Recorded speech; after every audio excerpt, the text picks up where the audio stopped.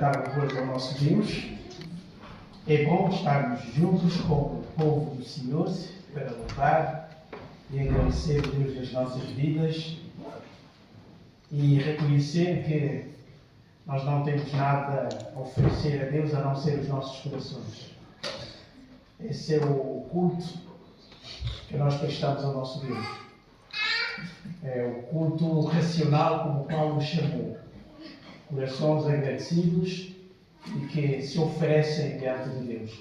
Porque nós não temos nada mais importante a oferecer ao nosso Deus a não ser as nossas vidas e os nossos corações. E essa é a maior oferta. No Antigo Testamento havia animais, produto da terra, elementos naturais que eram trazidos para o sacrifício. Mas, como nós sabemos, eram representativos. No fundo, o que Deus queria mesmo era o coração do povo.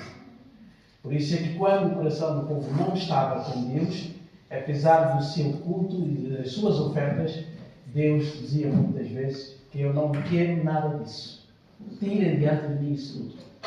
Ou seja, o que Deus estava a querer dizer era o seguinte: essas coisas que vocês trazem são apenas representações materiais. Mas o que eu quero como Deus é a minha relação convosco. Então tragam corações convertidos, corações arrependidos, corações prontos a serem ensinados. Esse é o verdadeiro culto que Jesus vai falar, vai ensinar no Novo Testamento como um culto prestado em espírito e em verdade. No fundo é quase sinónimo disso. Corações agradecidos, um culto racional, portanto é o culto vivo. Por isso é que Paulo vai chamar desse culto cristão de sacrifício vivo, ou culto vivo. Diferentemente dos sacrifícios mortos. Os animais precisavam de ser mortos e a sua carne era apresentada.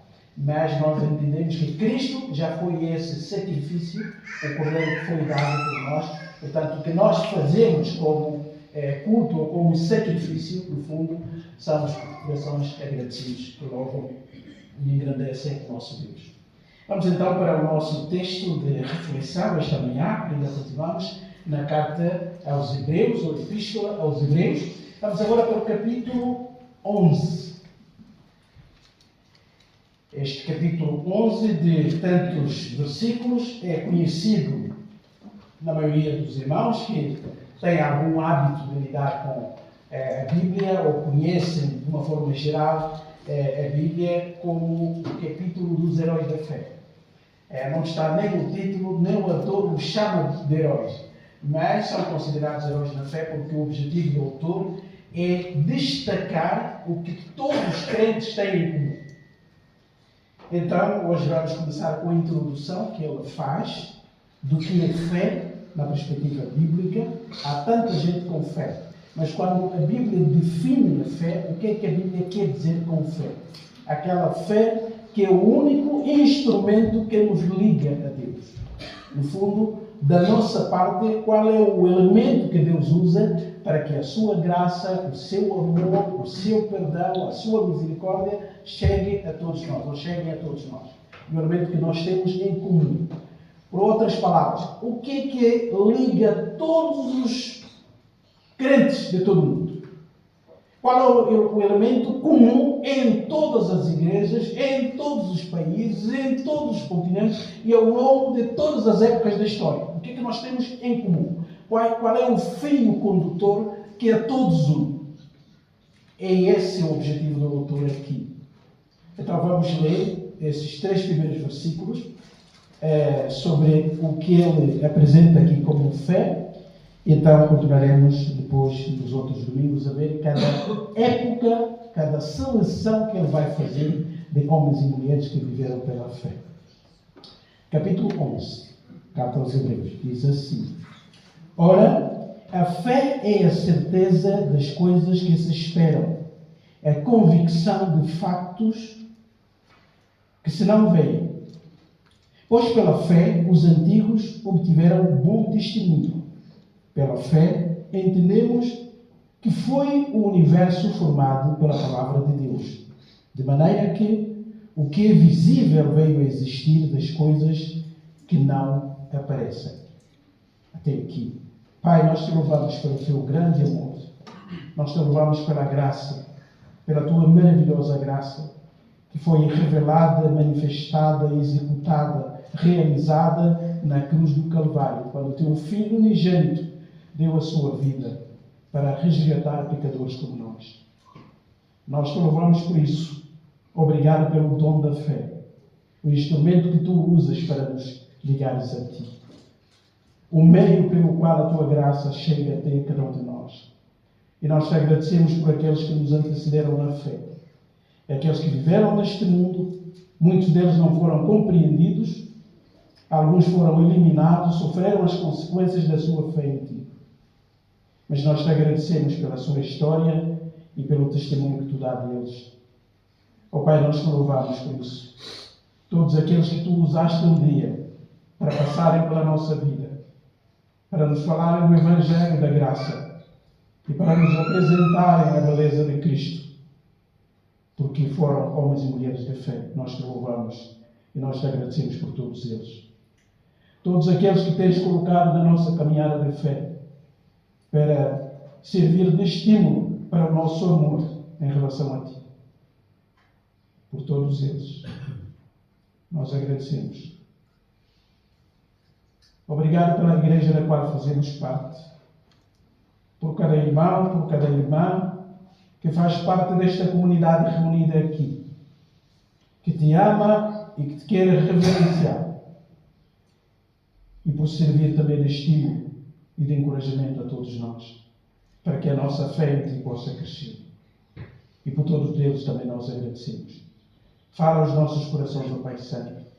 Mostra-nos o valor de viver uma vida de fé e de viver com fé também. Em fé depositada no verdadeiro Deus, no único Deus. Ajuda-nos, ó Pai Santo. Usa-me também na exposição da Tua Palavra. É esta oração que eu te faço. Eu te dirijo. Em nome do Senhor Jesus. Amém. Amados, o nosso autor vai seguindo o rumo da sua exortação.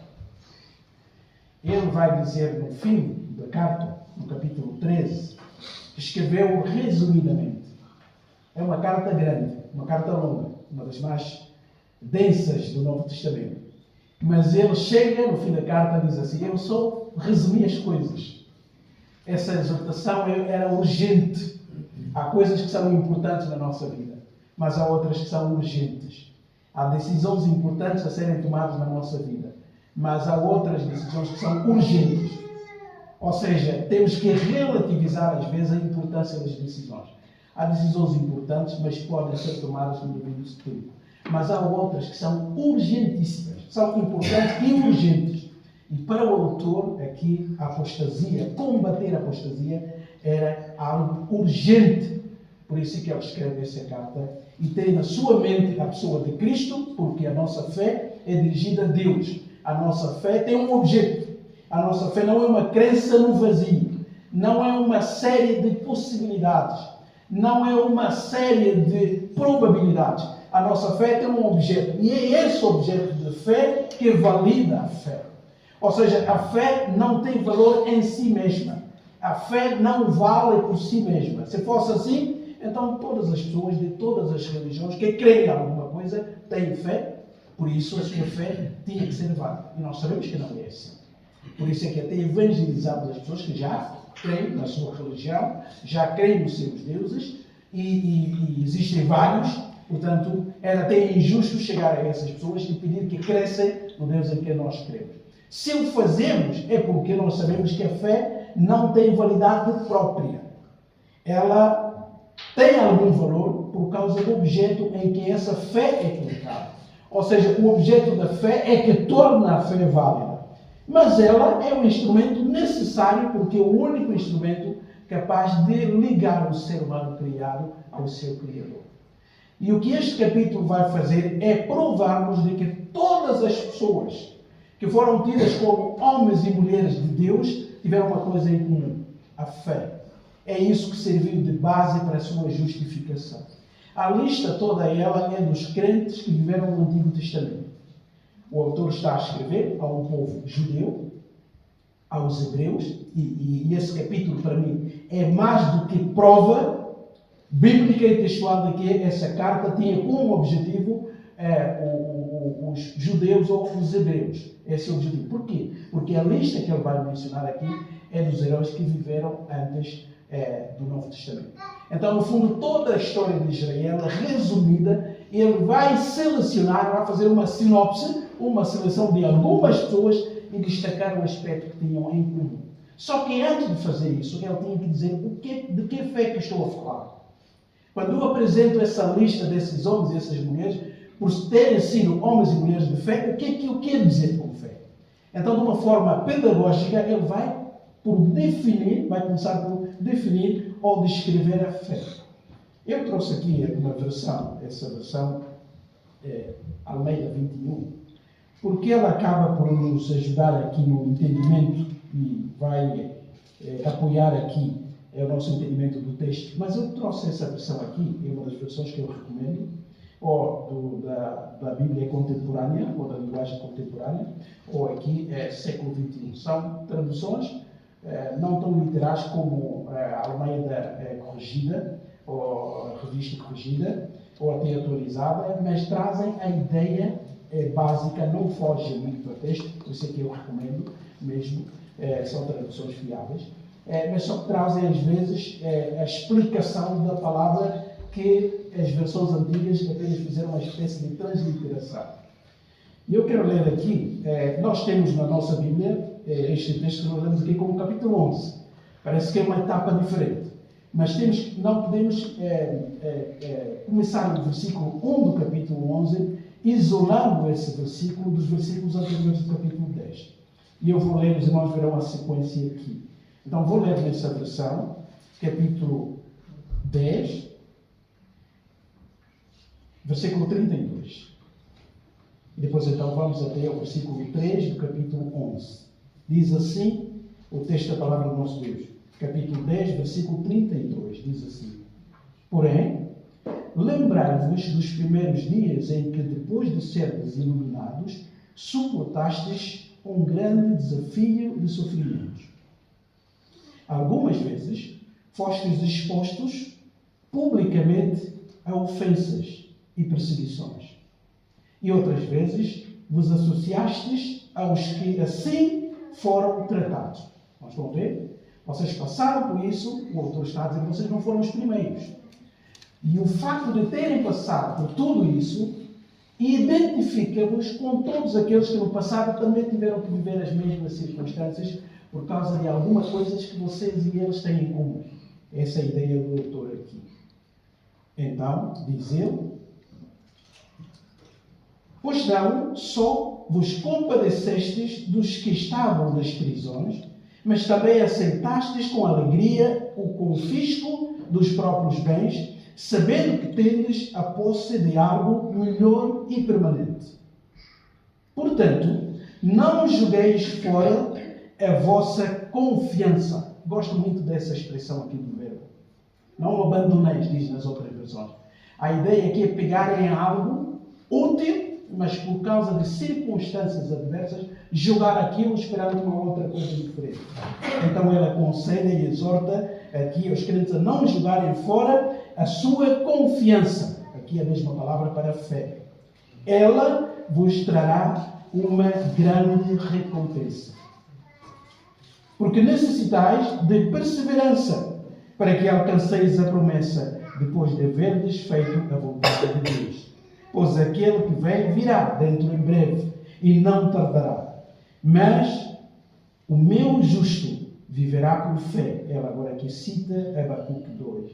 Se recusar ou se recuar, a minha alma não se agradará dele. Então o autor conclui: Nós, porém, não somos dos que recuam para a destruição. Do que é que ele está a tratar aqui? Da apostasia. E o que é apostasia? É abandonar a fé que um dia nós proclamamos, professamos, por dificuldades, por causa de privilégios extra, ou por uma questão religiosa, abandonar aquelas verdades que nós um dia professamos. E aquela fé que um dia orientou a nossa vida. Dizer, isso já não dá para mim, já não faz sentido, já não quero mais isso. E o autor, então, ela aconselha as pessoas para que não façam isso. Porque o justo, o verdadeiro justificado, vive com base numa coisa, na fé, ou pela fé. É a fé que assegura a continuidade da sua confiança em Deus. Diz o texto ainda: nós, porém, não somos dos que recuam para a destruição, mas sim dos que creem para a preservação da vida. Então, é com base nisso que ela agora vai falar da fé. E nós podemos dividir esse capítulo 11, agora passamos para o capítulo 11, os irmãos podem ver que ele faz uma coisa aqui. Nos primeiros 3 versículos, ele nos dá a descrição da fé. O que é que ele entende por fé? O que é que a fé bíblica é? E o que é a diferencia de todos os outros tipos de fé? E depois, então, ele vai falar, vai dividir o seu texto aqui, falar de algumas pessoas que viveram antes do dilúvio. Então, os versos 4 a 7, ele vai citar, é claro que está a fazer um resumo, não está a citar todos os crentes, ele vai mencionar 3 deles, e nós veremos nos próximos dias porque é que ele escolheu esses 3, o que é que tinham em comum e ele queria destacar. Então, no versículo 4 até 7, ele fala dos crentes que viveram antes do dilúvio até o próprio Noé. O Noé, portanto, é uma espécie de recriação do mundo, não é? Como nós veremos. Até ali, o mundo existiu, Deus ficou aborrecido com o mundo, destruiu toda a terra, apenas uma família sobreviveu. É como se fosse uma nova recriação que Deus estava a fazer. E é a partir da família de Noé que Deus vai povoar outra vez o mundo. Então o autor quer destacar isso. Do verso 8 ao verso 29, então ele apresenta a lista de algumas pessoas que viveram depois do dilúvio. Depois das consequências da primeira destruição, ou quase destruição completa da criação, então ele vai destacar certas pessoas que se destacaram a partir de uma coisa que tinham em comum, que era a sua fé. E depois os versos 30 a verso 40, ele vai falar então dos crentes que já fazem parte do povo de Israel e que viveram na terra prometida. E ele vai selecionar uma lista deles. Ele próprio vai dizer nesse mesmo capítulo que não consegue apresentar a todos, porque a lista é grandíssima, mas ele apenas apresentou aquelas pessoas para mostrar o que é que tinham em comum. Então os irmãos estão a compreender aqui o objetivo do autor. Quer dizer, desde o princípio, desde o início do mundo, todos aqueles que são considerados povo de Deus tiveram uma coisa em comum. E eu quero dizer aqui que esse é um dos textos para mim, mais uma prova bíblica de que ninguém foi salvo, ninguém foi justificado na Bíblia por causa das suas obras. Todos o foram por meio da fé. Ou seja, pela graça, por meio da fé. É a prova do texto. Todas essas pessoas, no fundo, tiveram uma coisa em comum, que era a sua fé. Então, se Deus permitir, vamos aproveitarmos dessa lista que ela apresenta aqui, dos heróis, homens e mulheres que viveram pela fé e que tiveram a fé como algo comum também. Reparem que o objetivo do autor aqui não é falar da vida completa dessas pessoas. Porque algumas pessoas que irão apresentadas aqui tiveram partes muito negativas na sua vida. Mas o que ele tem em mente é o que tiveram em comum, em termos positivos, que foi a sua fé. É isso que ele vai destacar. Porque só uma vida de fé perseverante é que combate a apostasia. E uma fé colocada em Deus, mesmo diante de circunstâncias contrárias. Essa é a tese que ele defende. Por isso é que ele vai apresentar aqui a tese, depois do capítulo 12, então vai dizer em que está ancorada essa fé. Então ele diz que a fé deve ser vivida com os olhos postos em Jesus Cristo, o autor e consumador da nossa fé. Então essa é a lógica do próprio texto. Vamos então para aquilo que ele diz aqui. A primeira coisa que ele diz aqui, quando fala da fé, diz que, ora, a fé é a certeza das coisas que se esperam. Ou seja, a palavra usada aqui para certeza é a mesma palavra que o autor usou lá no princípio, no início da carta. Lembram-se? Quando ele começou a sua carta, ele apresentou Jesus Cristo. Diz que no passado, Deus falou de muitas formas aos nossos pais, usando vários métodos, mas nos últimos tempos falou-nos pelo Filho. E quando ele fala do Filho de Jesus Cristo, ele diz que o Filho é a expressão exata. E aquela palavra expressão, ou traduzida por expressão exata, é a mesma palavra que eu uso aqui. Algumas versões dizem a imagem exata, ou seja, a representação, a exatidão do ser de Deus. E Jesus, o Filho de Deus, é isso. Quem vê Jesus, vê Deus. Não vale a pena procurar Deus fora de Jesus Cristo. Por isso é que Jesus disse aos seus discípulos um dia, quem me vê a mim, vê o Pai. Falei, disseram, ó Deus, ó Jesus, nós gostamos muito de estar contigo. O teu ensino é maravilhoso, mestre, mas mostra-nos o Pai. E ele olha para o discípulo e diz, o quê? Tu não sabes que quem me vem a mim vem o Pai? Todas as características que estão no Pai, toda a essência do Pai está em mim? Tu não sabes que eu aqui sou a representação física de um Deus invisível? Queres um outro Deus? Quem me vê a mim vê o Pai. Porque eu faço as coisas que o meu Pai me mandou fazer. Eu me glorio no Pai e o Pai se gloria em mim. A única diferença aqui é que o Pai é invisível e eu sou visível, porque adquiri carne, identifiquei-me convosco. Mas quem me vê a mim tem que se sentir satisfeito, como se já tivesse visto o Pai. Então é a mesma palavra que ele usa ali para dizer aqui. Portanto, isso ajuda a entender o que é que ele diz. A versão que ele, aqui do século XXI diz, a fé é a garantia. É a exatidão das coisas que se esperam. Esse é um desafio. O que ele está a dizer é que a fé torna exato, real, visível aquilo que ainda não aconteceu. Talvez para ilustrar isso, por dizer assim, é como se alguém dissesse assim, a uma família, dizer, você não tem nada em casa. Por favor, amanhã ninguém vá para o hipermercado, nem para o Continente, nem para o Pingo Doce, para fazer aqui publicidade barata, não é?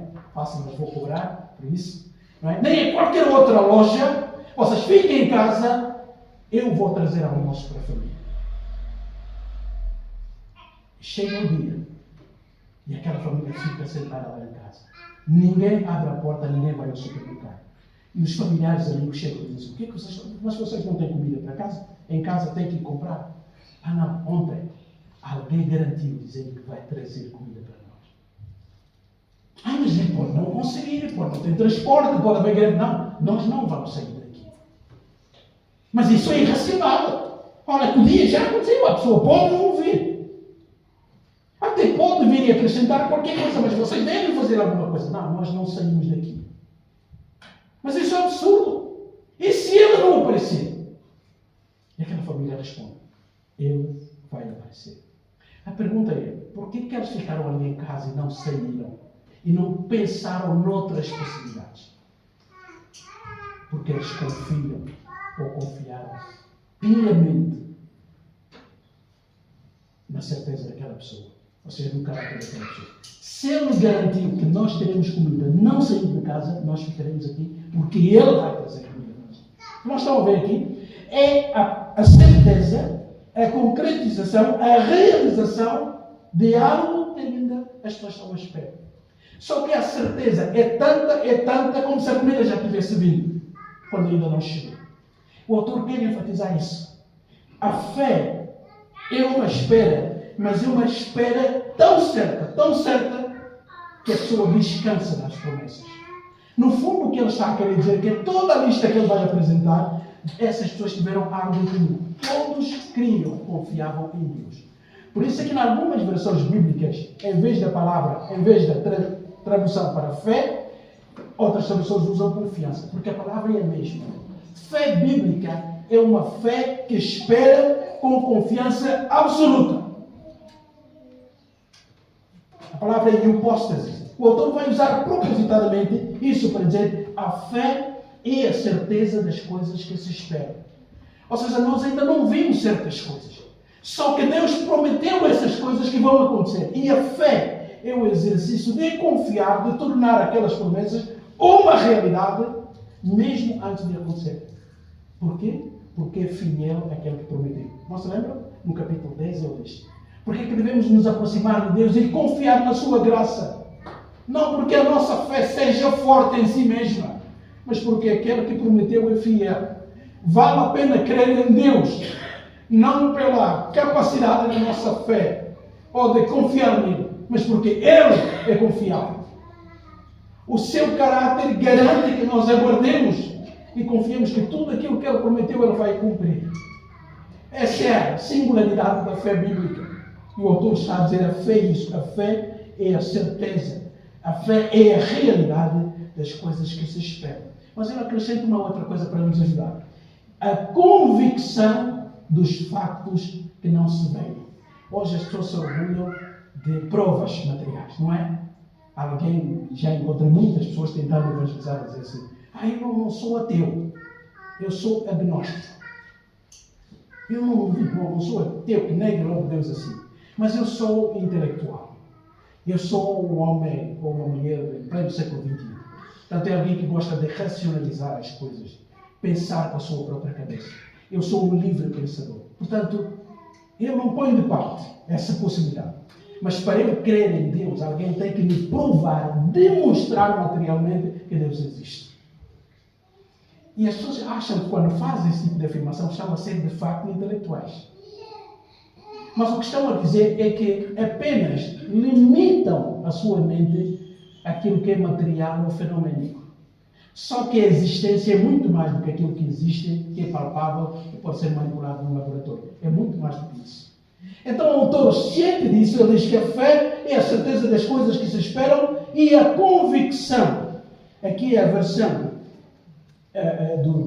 da outra, essa versão que eu tenho aqui diz assim: a fé é a garantia do que se espera, e ele não diz convicção, mas diz é a prova de que? Das coisas que não se veem.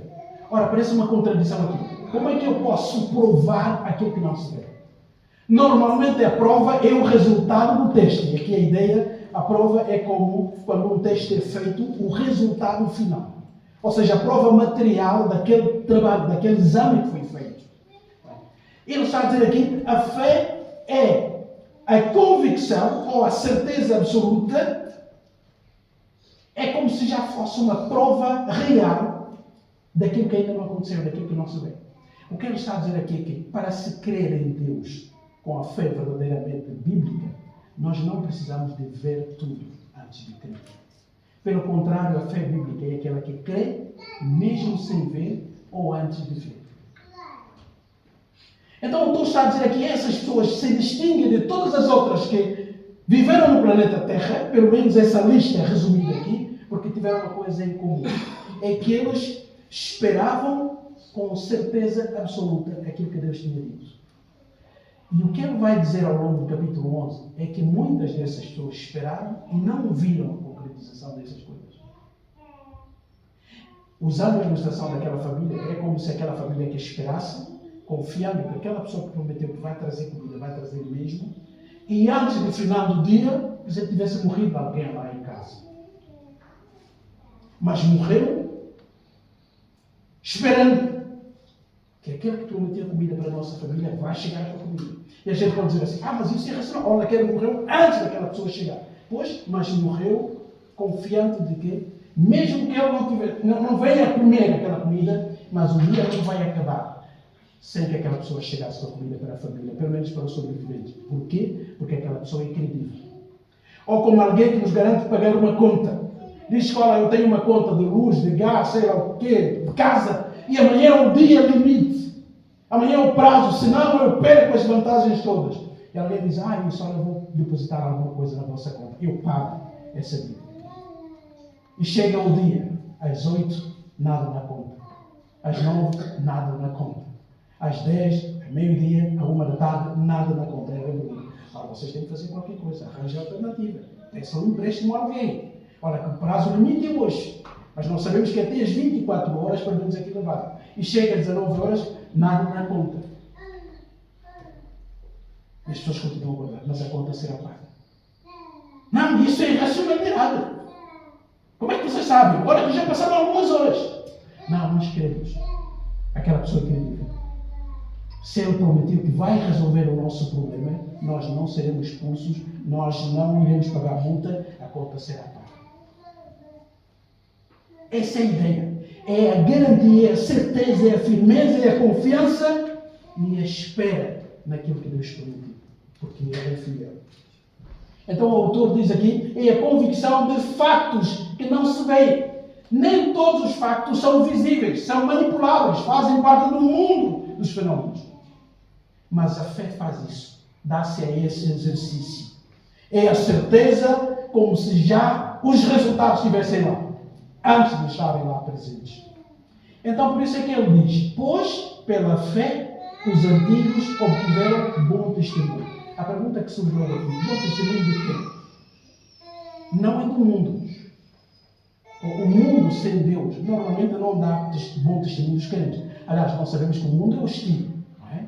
O mundo é contra aqueles que firmam a sua confiança em Deus. O mundo até muitas vezes é rude, é bruto, ridiculariza os crentes. Não é? Os irmãos já têm. Vocês creem no Deus que não vem. A Bíblia já foi escrita há muito tempo, como Pedro vai dizer. A promessa da vida de Jesus já, hoje aqui estamos no segundo milénio e ele nunca voltou. Vocês creem em coisas que não são reais. Eles até pensam que nós estamos a dar um tiro no escuro. Chamam a nossa fé de irracionalidade.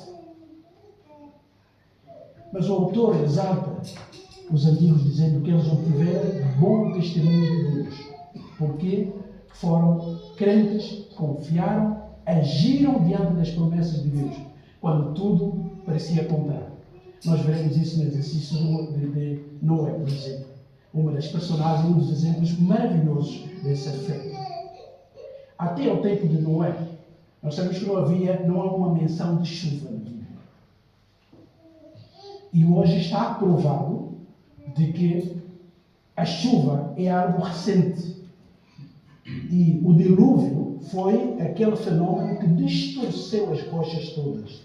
E hoje a geologia e a geografia também provam que em qualquer parte do mundo nós encontramos as rochas já hoje sólidas, mas que um dia foram lama e foram distorcidos. Hoje são encontradas árvores, encontrados animais a certos quilómetros debaixo da terra. Aliás, vocês não sabem o que é que dá origem ao petróleo? Essa substância tão cobiçada que provoca guerras são combustíveis, ou vem dos combustíveis, fósseis. O que são fósseis? O que é que produz petróleo? É toda a massa orgânica de plantas, de animais, que ficou lá. Não vamos entrar aqui em tecnologia, mas que passou por processos vários e criou aquele leito, aquele lodo que hoje em dia provoca guerras nos humanos. Mas nós sabemos quando pegamos no petróleo, ou todos os derivados, gasóleo, gasolina, querosene e tudo, nós vemos a mesma composição química. O CH, por que são chamados combustíveis fósseis. E quimicamente falando, fazem parte da química orgânica, porque a sua origem é orgânica. Como é que aqueles seres foram parar lá embaixo? É porque um dia houve uma mistura, houve uma lama e ventos e ondas que fizeram tudo isso. Então o que o autor está a querer mostrar aqui é que todos os antigos obtiveram bom testemunho da parte de Deus, porque todos descansaram em Deus. Nem todos tiveram uma vida recomendável. E nós temos visto a história de muitos deles que ele vai mencionar. Até Sansão vai colocar lá no texto. Raabe, uma ex-meretriz. Por que o autor vai escolher essas pessoas para os colocar como heróis da fé? Porque ele está a pensar naquilo que tinham em comum. A sua confiança. Eles tinham a certeza das coisas que ainda guardavam. Ainda esperavam que acontecessem. E eles tinham uma convicção plena de factos que não eram visíveis ainda. Mesmo assim, agiam. Nunca tinha chovido na terra. A Bíblia até Noé diz que havia uma neblina que ditava pouca água. Por isso é que o clima era temperado e a vida biológica se prolongava. Nós encontramos a lista de pessoas com 90.000 anos de existência. Uma pessoa com 200 anos de vida, naquele tempo, era ainda jovem, era ainda adolescente. Porque tudo era assim. Portanto, não havia nada do conhecimento de chuva, como nós a conhecemos hoje. Com torrentes, com trovoadas, com inundações. Não havia isso antes de Noé. Não há relato disso. E no meio disso, Deus vai dizer ao homem: olha, faça uma arca, vou mandar chuva. Você não vai perguntar: Deus, o que é isso, chuva? Nós temos a neblina. O que é isso, chuva? Vou inundar toda a terra. O que é isso? De onde é que virá essa água toda? Mas aquele homem, como nós veremos, ouviu, creu nas promessas de Deus, creu no juízo de Deus e ele começou a construir a arca antes de haver uma gota de chuva. Os irmãos, imaginem o ridículo disso. Talvez não é se tornar-se com a sua arca ali um ponto turístico. Vem cá a nossa aldeia, até lá um homem louco está a construir uma coisa gigantesca e diz que vai chover. Isso tudo vai ser inundado. Os irmãos, imagina, nós veremos isso. Ele foi ridicularizado. É isso, fé. Porque Deus prometeu, porque Deus é poderível, e antes de cair uma gota de chuva, aquele homem ficou 100 e tal anos construindo um espaço onde podiam sobreviver os seres vivos. E para finalizar, o autor diz assim: pela fé entendemos que foi o mundo ou o universo formado pela palavra de Deus, de maneira que o visível veio a existir das coisas que não aparecem. Ele está aqui a corrigir o nosso entendimento. Que tudo o que deve estar na nossa cabeça é aquilo que é manipulável ou visível. Não, há um mundo espiritual invisível. E o nosso autor vai logo para a criação. Por que ele menciona a criação? Porque toda a lista de seres humanos, de crentes que ele vai apresentar, toda a nossa vida como crentes em Jesus Cristo é vivida aqui, no espaço e no tempo. Nós não exercemos a nossa fé fora do planeta Terra, meus irmãos. Então a criação, com a nossa presença aqui, é o nosso ambiente para o exercício de fé. Por isso é que ele vai dizer que pela fé nós cremos que Deus, pela sua palavra, trouxe à existência o que não havia. Ou seja, antes da realidade material já havia uma realidade espiritual não material. Então a fé bíblica é uma fé que não só crê que Deus criou o mundo, mas Ele criou de nada, ou do nada, que ele chama ex nihilo. Algo que a ciência não consegue explicar, por mais extraordinário que seja. Podem inventar tudo, podem colocar aí um Big Bang inicial. Mas com cuidado, mesmo o Big Bang não justifica. Se houve um bang, uma explosão inicial, algo provocou aquela explosão. Tinha que haver partículas, nem que sejam nanométricas, que entraram no combustão. Então aquele não pode ser início. Se o início foi aquela explosão, então aqueles elementos eram pré-início. Portanto, tudo não começou. Só que a ciência também diz que nada veio do nada. Então surgiu alguma coisa por alguma razão, por algum poder. E a Bíblia diz, aqui o nosso autor diz assim, pela fé nós entendemos que o universo foi formado pela palavra de Deus. Deus é tão soberano, é tão maravilhoso, é tão confiável. Ele faz o que quer de acordo com o seu caráter, que ele ao falar trouxe à existência algo que não existia. É a única resposta lógica. Se tudo que existe é funcional e teve início, alguém deu início. Só que quem deu início ao tempo e ao espaço e aquilo que é material, não pode ser ele mesmo, nem tempo, nem espaço, nem material. Tem que estar fora disso para criar alguma coisa do nada. De uma forma profunda, o autor diz aqui. E isso é trabalho de fé, não demonstração material. Eu só tenho que crer que tudo veio à existência porque Deus falou um dia. E a fé faz isso. Mas se tu não estiveste lá, não viste, pois não preciso estar lá, nem ver. Porque Deus disse que fez isso assim. E eu creio, porque Ele é credível e Ele não mente. Então o autor queria apresentar essa fé.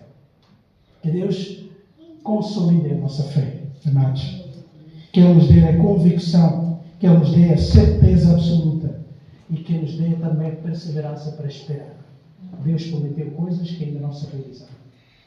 E o trabalho da fé é aguardar com confiança, sabendo que quem prometeu vai realizar.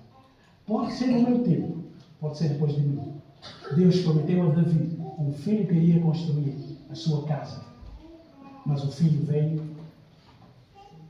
centenas de anos depois. Davi não o viu, viu em espírito. Mas não segurou o bebê Jesus. Mas Deus cumpriu as promessas. E Davi creu em Deus. Por isso é que ele faz parte também dessa lista. Que Deus nos abençoe e que Ele estimule a nossa fé. Que nada deste mundo ocupe o lugar da nossa fé.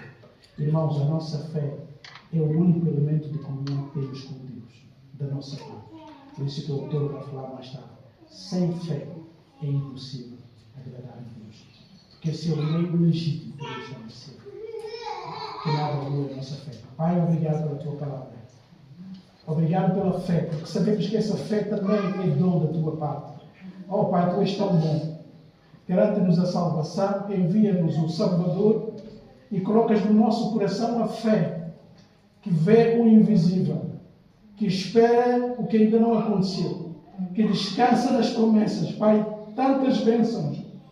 Oh, que os nossos corações se tornem agradecidos todos os dias pelo dom da fé. E ajuda-nos a ser homens e mulheres de fé, falíveis, pecadores, mas que confiam no Deus Salvador e Perdoador também. Oh Pai, Tu és bom. É essa a nossa oração em nome do Senhor Jesus. Amém.